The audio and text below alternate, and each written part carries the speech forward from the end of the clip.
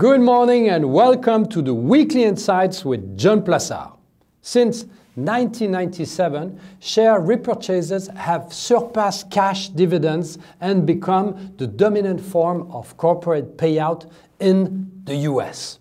That was before the coronavirus pandemic, when the Fed and the US administration were both raging against corporate buybacks, which, especially in the case of airline and various service stocks, were the primary reason why so many companies found themselves without a cash buffer as the COVID pandemic struck.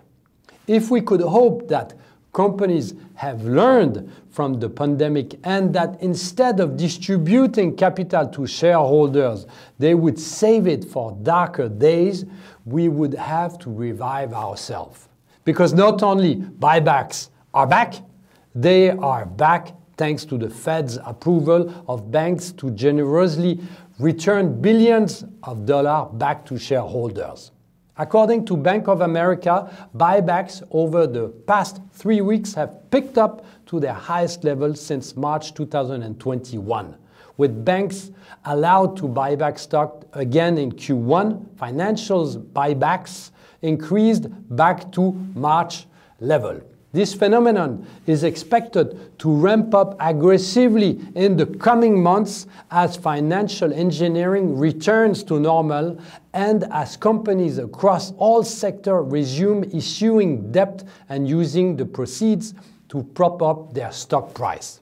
As a reminder, corporate America has been the single largest source of demand for equity since 2007. And indeed, on a net basis, corporate equity purchases vastly exceed other sources of demand, as ETFs were the second largest buyer, but still lagged behind corporates.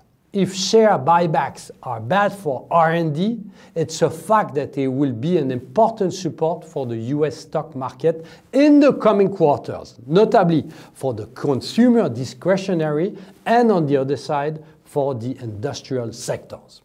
Have a very nice week, stay safe, read my morning, and please keep on winning.